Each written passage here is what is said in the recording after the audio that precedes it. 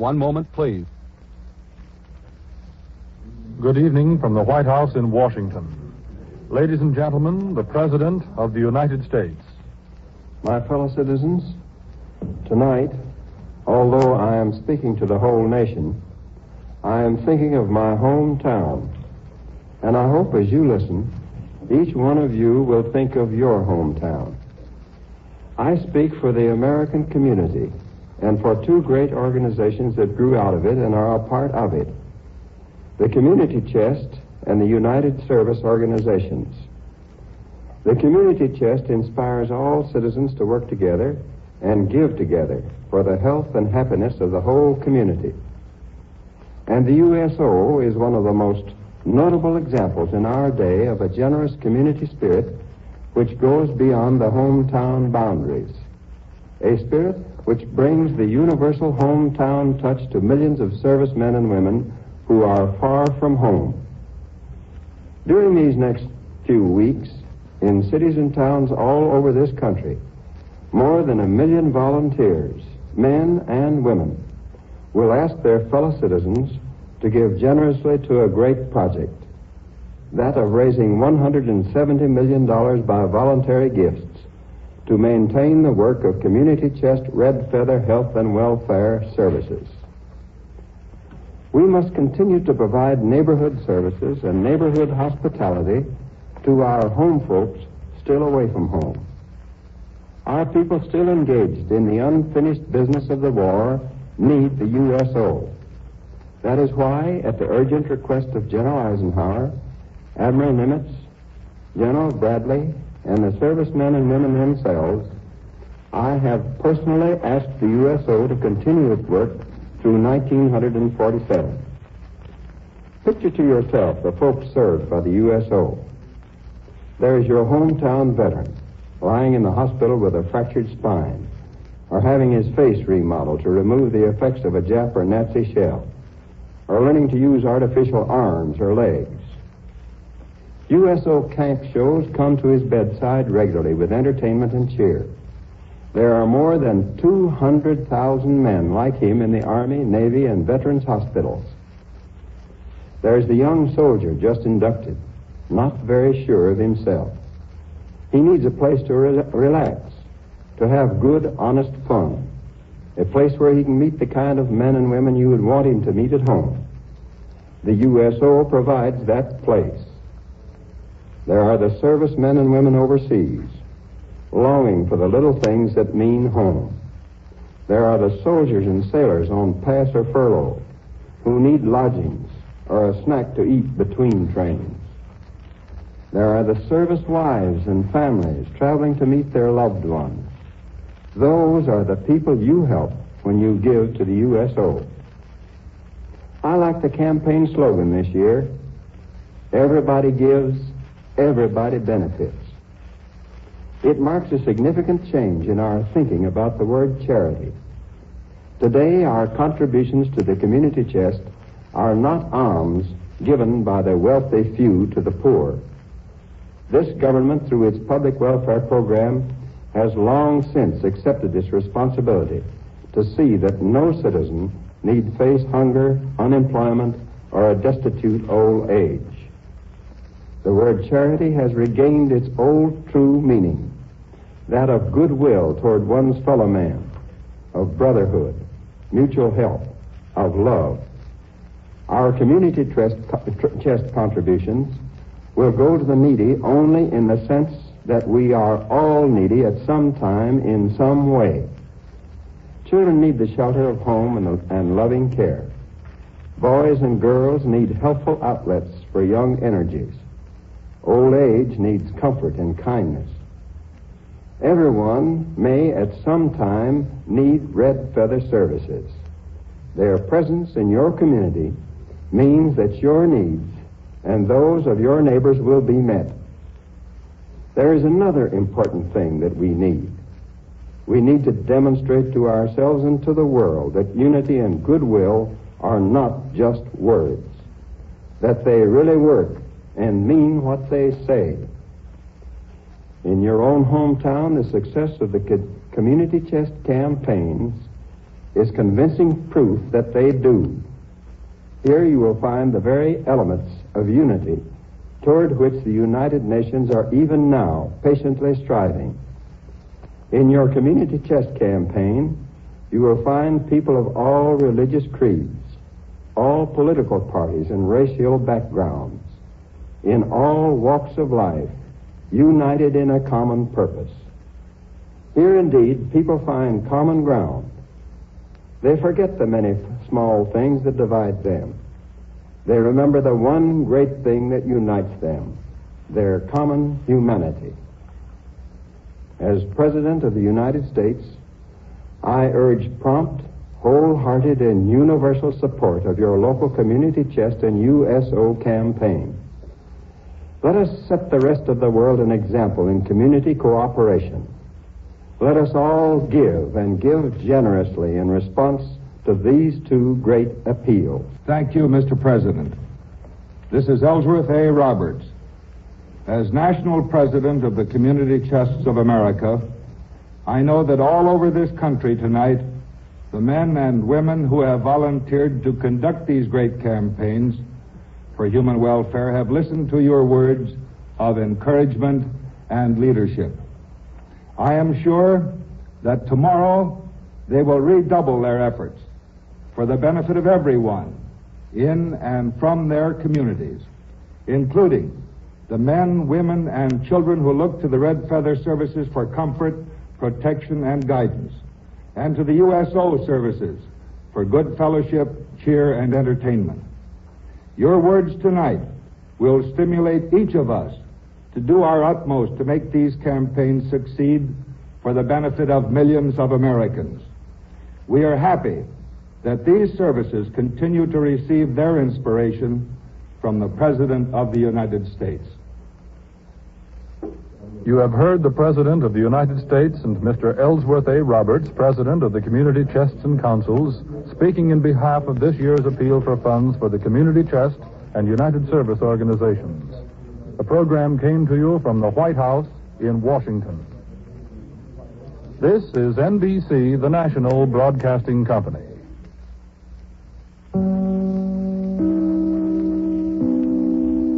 Now, medical science offers proof positive. No other leading cigarette gives you less nicotine, less throat-irritating tars than the new, smoother, better-tasting Rolly.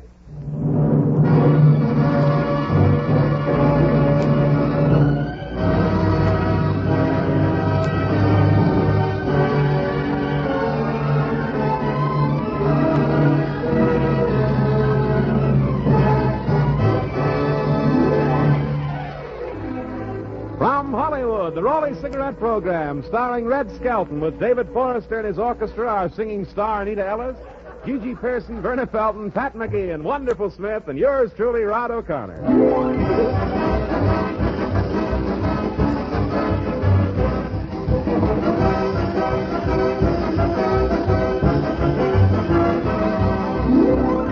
It's a pleasure to bring you Metro-Goldwyn-Mayer's popular comedian and the star of the Rolling Cigarette Program, Red Skelton.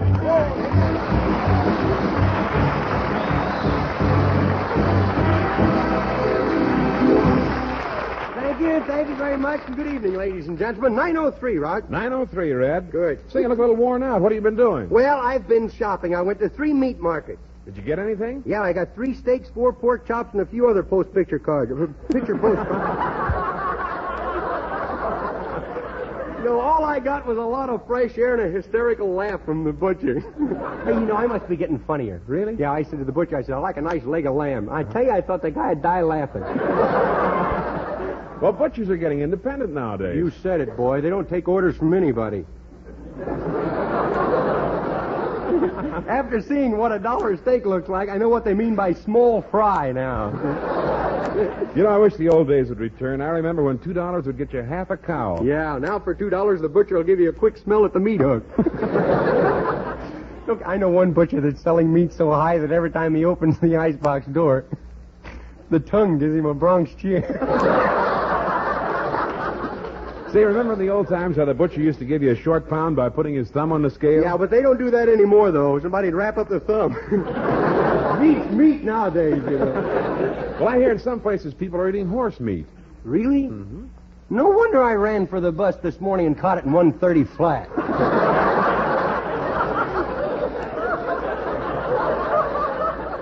Well, you haven't been eating horse meat. I don't know. Now that I come to think of it, what he wrapped up was in a racing form. You say you went to 3 markets? Yeah, the second place, everyone was so desperate I didn't go in. I saw one guy eating his wallet because it was stamped genuine cowhide. Oh, no. No kidding. My mother's been trying to fry the buffalo on a nickel. No kidding. There was one lady standing there looking at a lamb chop, and her mouth was watering so bad it had caused a flood in Texas. Red, things aren't that bad. Don't you kid yourself. One butcher shop I looked into, I was afraid to go in. I saw 2 coal miners putting ketchup on the butcher. Well, what happened at the 3rd market? I'm proud of that. They ain't in here.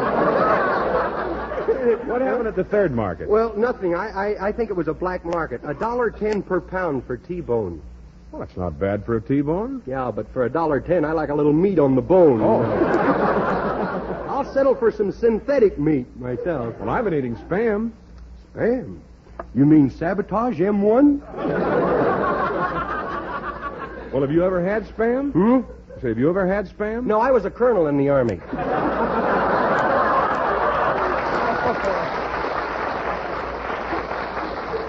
Let me give you a little tip. Careful how you use that word around the veterans, see. There's some of them not quite as understanding as others. You know. Boys ate a lot of it, huh? Ate it? Supposed to eat it? No wonder that girl in Italy was so friendly.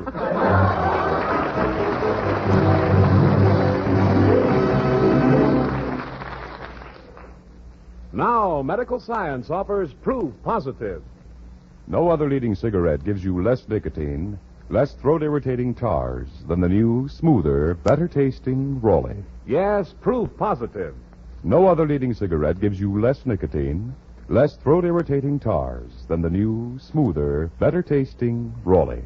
Star of Benedict Boge's picture, Diary of a Chambermaid, Paulette Goddard says, quote, I saw the facts with my own eyes, and it's true.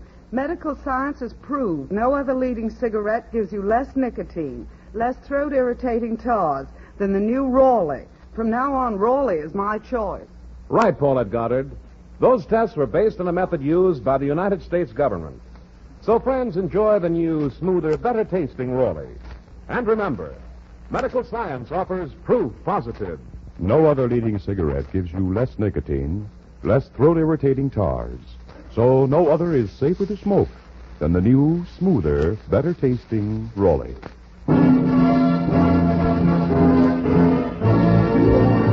9:03, Anita. 9:03, Red. And now Anita Ellers will sing the September song.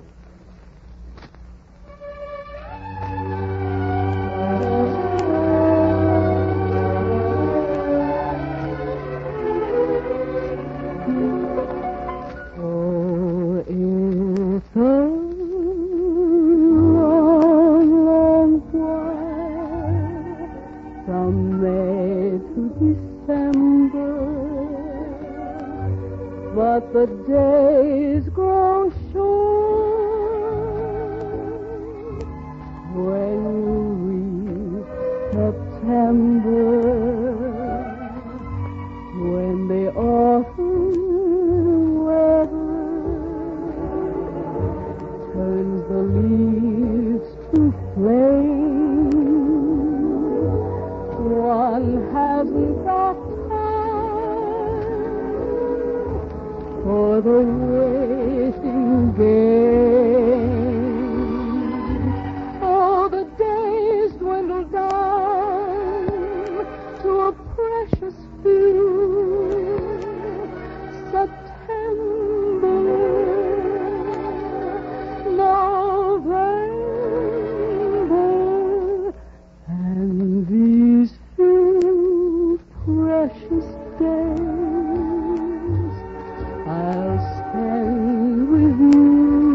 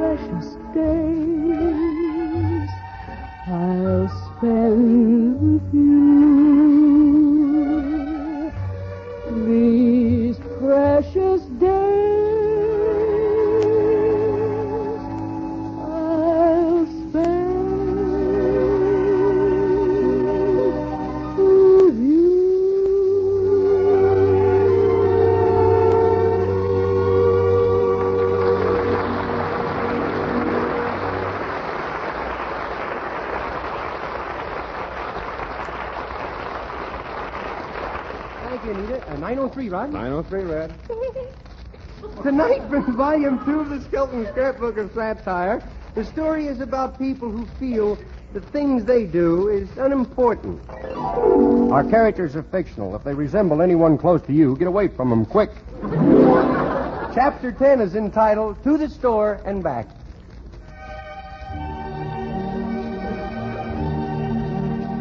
Have you ever heard someone say, nothing ever happens to me, nothing ever exciting's happened to me? Well, if you can just keep them talking for about 10 minutes, you'll discover that there isn't anything that hasn't happened to them. And so it is with Junior, the mean little kid.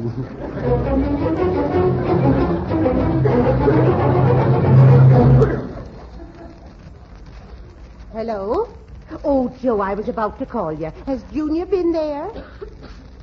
He has. He did. He did? Oh, you were going to have the store redecorated anyhow. And he was 25 cents short? Well, thank you for giving him the groceries anyway. Oh, I wonder what's keeping him so long. Maybe he's lost. Oh, I mustn't think things like that. I've had my good luck for this week.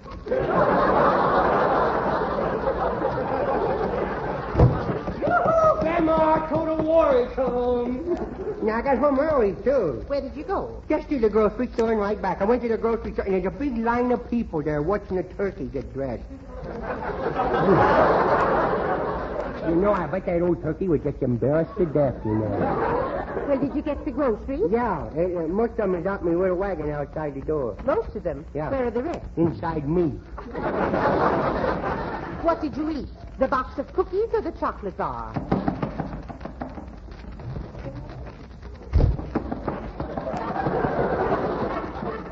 Boom. Oh, dear. I don't know who causes me the most trouble, you or your grandfather. Well, I would say it's about 50-50. You have to put us both to bed every night, you know. Which reminds me, Gramps was out all night, wasn't Your grandfather got home at 9 o'clock. he? Yeah, but he was out. That's enough. Boy, them groceries sure was heavy. They weren't either. Well, then I wasn't bow-legged when I left here, you know. By the way, did you get your grandfather's paper? No, they was all out of racing for him. So I got him a comic book. I love comic books. That's where they preview the Army's new secret weapons, you know. And, did you get your grandfather's medicine? Yes, I did, but that's the first cough syrup I've ever seen in a pinch bottle. Now, never mind. Yeah. It cured his cough, didn't it? Yeah, I cured his cough by giving him a dandy case of hiccups. Oh, look what I got for your cocoa. Look. Colored marshmallows. Ain't they pretty? They aren't marshmallows. They're powder puffs. There you is? Well, no wonder they were so tough. Here, let me carry something, Grandma. Now, don't you strain yourself. Here, I'll carry the bottle of milk. No, I'll carry it. No, I'll carry it. Junior! Okay, go ahead. You carry it. I'll carry this package over here. Junior! Stop tearing the bottom out of that grocery bag. Well, I relax. I only want to see what's inside of it. Well, what do you know? It's empty. And it felt so heavy a while ago. Now you're going to get it. You hit me. You got me up from here.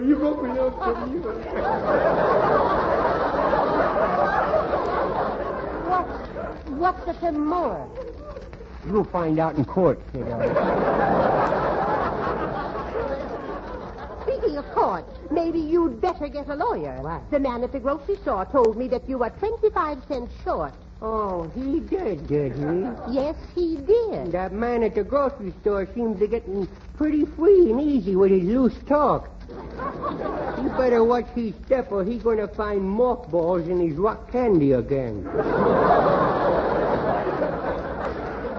Julia, did you lose the quarter? What do lose mean? You know what it means. It's a fib. I didn't steal it. I didn't. May I never live to put more itching powder in Grandpa's store teeth if I did. I didn't do it now, really. You know I have ways to make you tell what happened to that No, lady. not the hairbrush again. Oh, get up off the floor. Don't beat me. Stop banging your head on the floor. You want to wear out the rug? You just don't trust me, you know. Yes, I do. You know you don't. You just a fair weather friend, that's all. Oh, bless your little heart. Yeah, bless your little heart. Don't cry. Come, tell Grandma what happened to the quarter. Now, you know we need every cent nowadays to meet the higher cost of living, Junior. Oh, you don't have to meet it. Nowadays, it overtakes you. If you tell the truth, there's an awfully good picture playing at the Idle Hour movie. Double feature? Yes. Peter Lawford? Yes. Murder mystery? Yes. A lot of shooting? Yes. Wouldn't walk across the street this way. They're too noisy. They keep me awake, they does, you know. Junior, you're sure you only went to the store and right back? Yes, and I lost a quarter. Well, suppose we go back over the same path that you took to the store and then come back home. Maybe we'll find that quarter. Come on.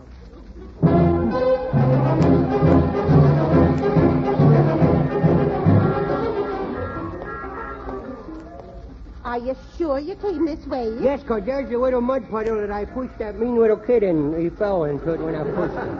Oh, no. You're kidding me. You just keep laughing, kiddo. You see that crummy little You mean, guy. Junior, you accidentally brushed against someone and they fell into the poodle? Yes, the the puddle.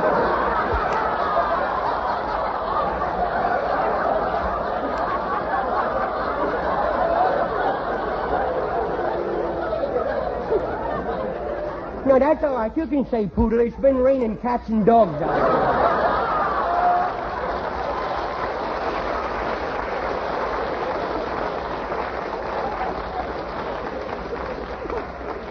Junior, Yes?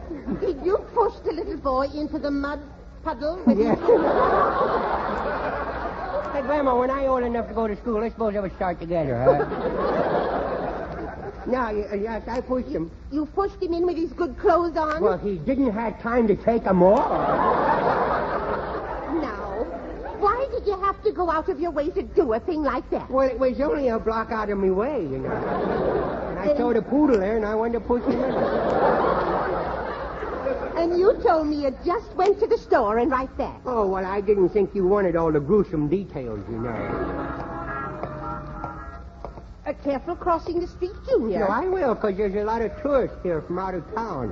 And they're not used to these California drivers, you know. Oh, look, there's been an automobile accident. Yes. Look at those three cars all jammed together. One on top of each other. Looks like a Detroit totem pole, doesn't it? Goodness, Junior, how did you ever get across the street in safety? Oh, it was easy. I just blew my police whistle and then stopped the cars and everything. Watch, I'll show you how it works.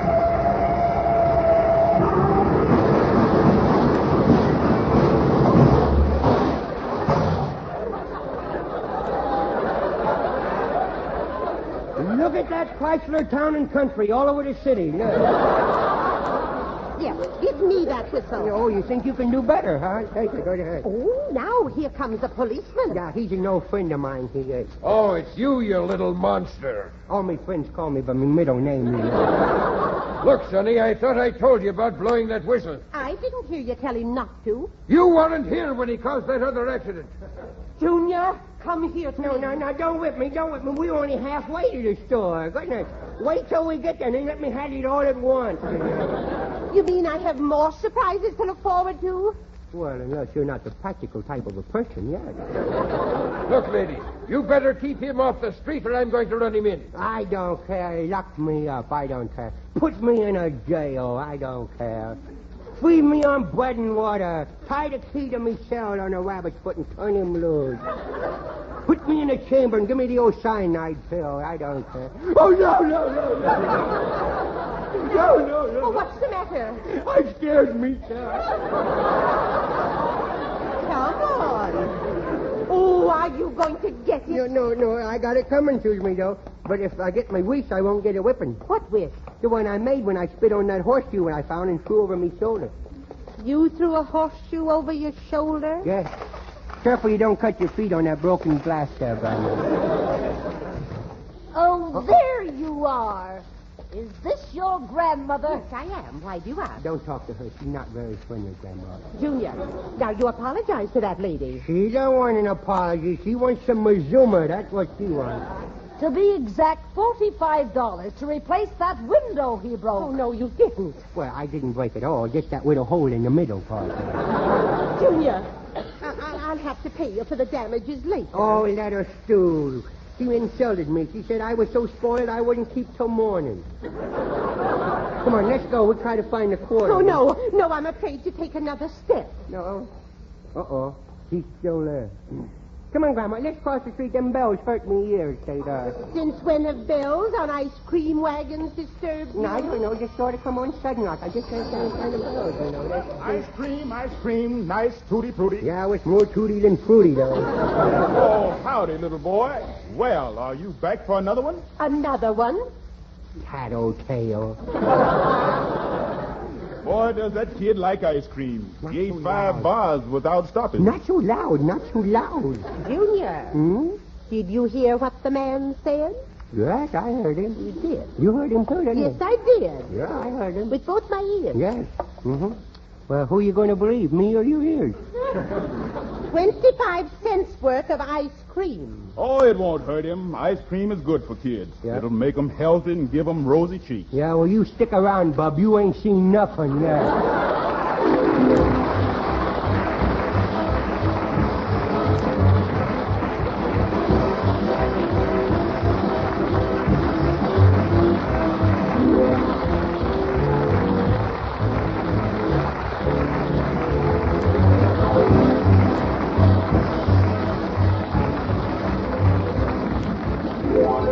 Remember, we'll all be back with you next Tuesday at this same time. Red Skelton, David Forrester and his orchestra, Anita Ellis, Verna Felton, Gigi Pearson, Pat McGee, and Wonderful Smith, and yours truly, Rod O'Connor.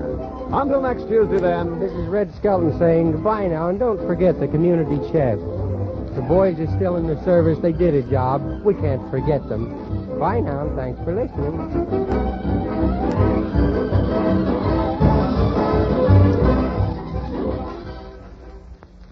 Sir Walter Raleigh, the pipe tobacco that rates superior on all 5 counts. Check them. A rich, ripe, full-bodied burley blend. Sir Walter Raleigh pipe tobacco. Mellowed with rum for extra smoothness. Deep down satisfying goodness. That's Sir Walter Raleigh pipe tobacco. Clean smoking all the way down. No soggy heel. Leaves only a clean, dry ash. And that's Sir Walter Raleigh pipe tobacco. Crimp cut for slow, even, cool burning. Yes, Sir Walter Raleigh pipe tobacco. The brand of grand aroma. Keeps home, sweet home. It's Sir Walter Raleigh.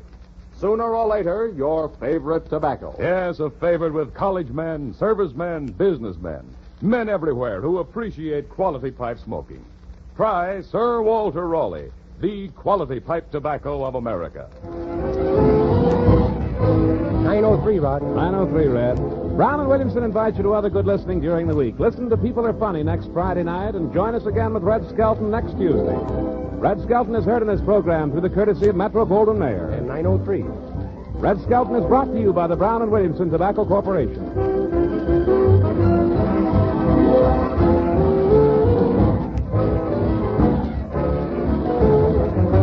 This is NBC, the national broadcasting company.